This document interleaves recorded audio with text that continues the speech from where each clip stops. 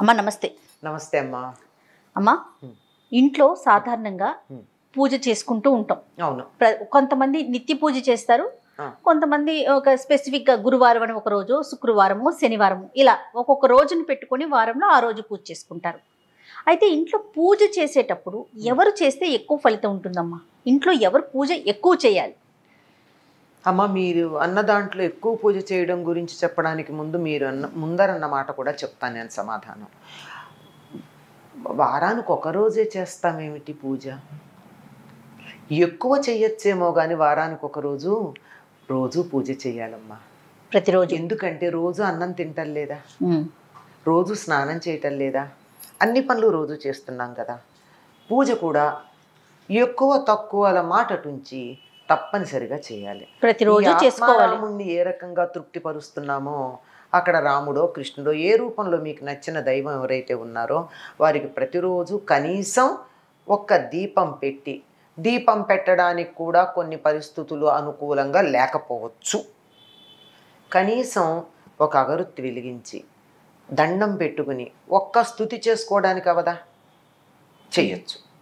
ఇది తప్పనిసరిగా ప్రతిరోజు చేయవలసిందే. పూజ దేనికి చేస్తాము అంటే మనకేదో కావాలి అని చేయడం మాటటుంచి మనకి ఇవన్నీ ఇచ్చినందుకు చెయ్యాలి.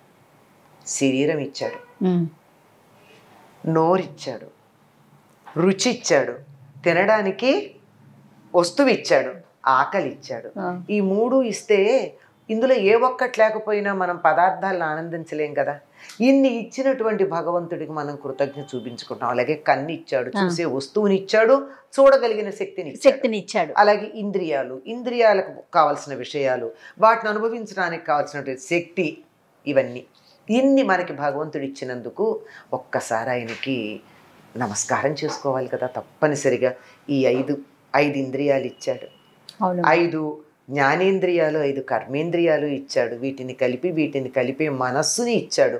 అందువల్ల ఒక్కసారి హృదయం దగ్గర ఇంద్రియాలని, కర్మేంద్రియాలు, జ్ఞానేంద్రియాలు, మనస్సు కలిపి ఇక్కడ నమస్కారం చేసుకోవాలి. అందుకని తప్పనిసరిగా రోజు చేయాలమ్మా. ఎంత చేస్తామన్నది వేరు. మీరు అన్నట్టు ప్రత్యేకంగా చేయడం అన్నది వారానికి ఒక రోజు చేసినా 2 రోజులు చేసినా మీ ఇష్టం. కానీ రోజు మాత్రం ఎంతో కొంత చేయక తప్పదు. ఒక దండమన్నా పెట్టమంటారు, అన్నా చెయ్యాలమ్మా. దాన్ని పూజ ఎంత చేస్తావు దాన్నే పూజను. ఒక స్తోత్రం చేయి. నోరిచ్చాడు గనక తినడంతో పాటుగా స్తోత్రం చేయి. కన్నిచ్చాడు గనక అన్ని చూడడంతో పాటు ఆయన మొహం ఒకసారి చూడు. చెవిచ్చాడు గనక ఎన్నో వింటున్నావు, నీ నోటితో అన్న స్తుతి నువ్వు విను. ముక్కిచ్చాడు గనక ఆయన దగ్గర ఒక పువ్వో అగరొత్తో పెట్టి వాసన చూడు, ఆస్వాదించు. ఇట్లా అయితే ఎవరు చేయాలి అన్నది మనకి శాస్త్రాలు చాలా స్పష్టంగా చెప్పాయమ్మా. మనం మామూలుగా సంకల్పం చెప్పుకునేప్పుడు ఏం చెప్తాం? ఒక పేరు చెప్తాం. ఏదో ఫలానా గోత్రోద్భవస్య ఫలానా నామధేయస్య అని చెప్తాం. అన్నాకేమంటున్నాం? ధర్మపత్ని సమేతస్య సహకుటుంబాన అని చెప్తున్నాం. అంటే ఎవరు పూజ చేస్తున్నట్టు? యజమాని అన్న పదానికి కూడా అర్థం ఏమిటంటే, పూర్వకాలం యజ్ఞాలు చేసేవారు. యజ్ఞం చేయడానికి అక్కడ కూర్చునేవాడు ఎవడో వాడు యజమాని. మిగిలిన వాళ్ళందరూ దానికి అమరుస్తారు. ఇప్పుడు యజ్ఞం ఒక ఆయన కూర్చుని చేస్తున్నాడమ్మా, చేస్తూ ఉంటే దానికి కావాల్సిన వస్తువులు ఇవ్వాలి కదా, కుటుంబం అంతా సహకరించాలి కదా. అలా కుటుంబం అంతా సహకరిస్తుంది, ఒకళ్ళు చేస్తున్నారు, ఫలితం అందరికీ వస్తుంది. అంచేత ఎవరు అంటే ఆ ఇంటి యజమాని ఎవరున్నారో, ఇంటికి పెద్ద ఎవరున్నారో ఆ పెద్ద పూజ చేస్తే చాలు. ఇంటిల్లిపాదికి వస్తుంది. ఎందుకని ఆ సంకల్పంలోనే ధర్మపత్ని సమేతస్య, ఆవిడ పక్కన కూర్చుని ఉండొచ్చు, ఉండకపోవచ్చు. సరిగ్గా ఆయన పూజ అంతా అయిపోయే సమయానికి నైవేద్యం తీసుకొచ్చి అక్కడ పెడుతుంది కదా, చాలుగా, అందులో భాగమే. లేదు ఈయన ఇక్కడ కూర్చుంటే పిల్లలు వెళ్ళి పూలు కోసుకొస్తారు ఇంట్లో, ఇప్పుడు వాళ్ళు కూడా అందులో భాగస్వామ్యం అయినట్టే కదా. వాళ్లే కూర్చుని చేయాలనేం లేదు. నిజానికి ఒక ఇంట్లో ఒక దేవుడి మందిరం ఒక్క పొయ్యే ఉండాలి అని చెప్పారు. ఒక్క పొయ్యి అంటే ఎన్ని స్టవ్లు ఎన్ని బర్నర్లు కాదు లెక్క, ఒక వంటిల్లు అని అర్థం. ఇది లేక అయ్యో మీద ఒక వివరణ మనం చేసాం.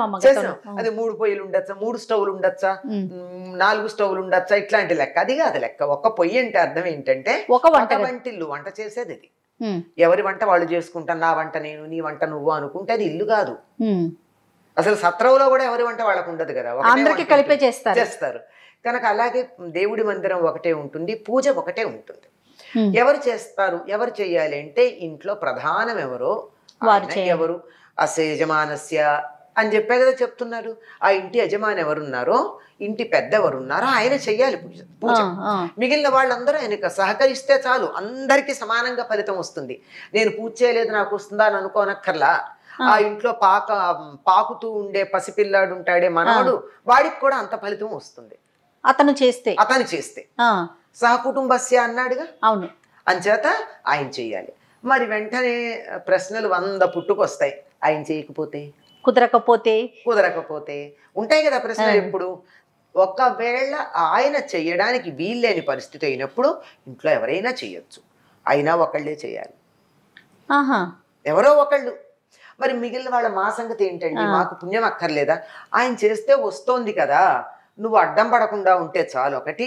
రెండోది, నీకు కూడా స్తోత్రాలు అవి చదువుకోవాలి. రేపు పొద్దున నువ్వు పూజ చేయాల్సిన పరిస్థితి వస్తే నీకు పూజా విధానం తెలియాలి కదా, పూజలో స్తోత్రాలు రావాలి. నువ్వు స్తోత్రాలు చదువుకు ఎవరు వద్దన్నారు? మళ్ళీ ప్రత్యేకంగా ఆ దీపం వేరు, నేను మళ్ళీ దీపం పెట్టుకుంటాను, మళ్ళీ ఇంకోటి పెడతాను, ఇంకోటి నైవేద్యం పెడతానని ఇంకేమొద్దు. అక్కడే ఉన్నటువంటి దీపం దగ్గర నమస్కారం చేసుకో.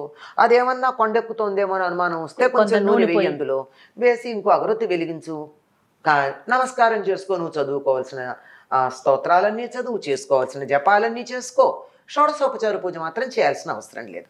షోడశోపచారం కాకపోతే పంచోపచారం తప్పకుండా చేయాలమ్మా. ఎందుకంటే 5 ఉపచారాలు చెప్తారు. ఆ మంత్రాలు అక్కర్లా. నేను చెప్పేది ఏమిటంటే, పంచభూతాలు ఉన్నాయి కదా, ఈ పంచభూతాలకి సంబంధించిన పంచ తన్మాత్రలు, పంచ జ్ఞానేంద్రియాలు ఉన్నాయి కదా, ఇవి మనకి ఇచ్చాడని వాటికి సంబంధించి ఇందాక చెప్పా కదా, వాసన కోసం పువ్వో అగరవత్తో, కన్ను ఇచ్చాడు గనక దీపం, నోరిచ్చాడు గనక స్తుతి, అలాగే తర్వాత నైవేద్యం కూడా అందులోకే వస్తుంది. నోటితోనే కదా తింటాము.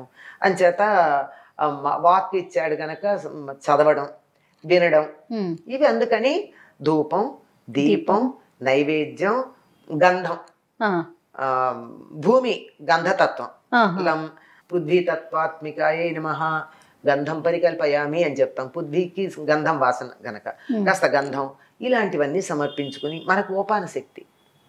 ఇవి ఒక్కళ్ళే చేస్తే మనం కావాలంటే ఒక పువ్వు పెట్టచ్చు, ఒక అక్షత వేయచ్చు, స్తుతులు చెయ్యొచ్చు, స్తోత్రాలు చదవచ్చు, జపాలు చెయ్యొచ్చు. ఎంతమంది ఎన్ని చేసినా మంచిదే. మొత్తం అందరికీ వస్తున్నప్పుడు అది కూడా. ఇప్పుడు ఇంట్లో యజమాని చేసేసాడు, మీరెళ్ళి చేశారు, నేను వెళ్ళి చేశాను, ఇంకోళ్ళు వెళ్ళి చేశారు. ఎక్కడ చేశారు? యజమాని సంకల్పం చెప్పిన చోటే కదా వీళ్ళందరూ చేసింది. మొత్తం అంతా కలిసి కుటుంబానికి అంతా మేలు కలుగుతుంది. ఎందుకంటే కుటుంబానికి మేలు కలిగించిన పుణ్యం మాత్రం వీళ్ళకి వస్తుంది. అంచేత ఇంటి యజమాని చెయ్యాలి, ఒక్కళ్ళే చెయ్యాలి. కానప్పుడు ఇంకో ఎవరో ఒకళ్ళు వాళ్ళ పేరుతే చేస్తారు. ఎవరు చేసినా ఆ పేరుతోనే. ఇప్పుడు ఆవిడ చేసింది, ఆయనకు వీలు కాలేదు, ఊరెళ్ళారు, పూజమానం కదా, అలా యజమానస్య ధర్మపత్ని అనే చెప్పుకుని చేస్తుంది ఈవిడ, అంతే కదా.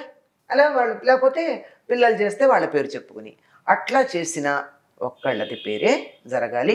ఇంటి యజమాని పేరు మెయిన్ స్విచ్ లాంటిది అన్నమాట. మన సమాజ వ్యవస్థ అంతా కూడా భారతీయులది వ్యక్తినిష్టం కాదు, కుటుంబనిష్టం. మనకి కుటుంబం ఒక ప్రమాణం, వ్యక్తులు కాదు. ఒక యూనిట్, ఒక కుటుంబమే. నిజానికి మనకి స్వతంత్రం వచ్చేటటువంటి సమయంలో ఆలోచన చేశారు, ఓటు కుటుంబానికి ఒకటి ఇద్దామా, వ్యక్తులకు కాకుండా అనే ఆలోచన కూడా జరిగింది. మనంతా మనకి ఫ్యామిలీ యూనిటీ అన్న దాని మీద ఒకప్పుడు అంతటి పట్టు ఉండేది. అది నెగ్గలేదు అనుకోండి, అసలు ఎవరు అంగీకరించలేదు, వేరే మాట. ఆలోచనకి కావలసినటువంటి సామాజిక పరిస్థితులు మన దేశంలో ఉన్నాయి. కుటుంబ వ్యవస్థ అన్నది అంత పటిష్టత ఉంది అనడానికి. తప్పకుండా చాలా చక్కగా వివరించారు. నమస్తే.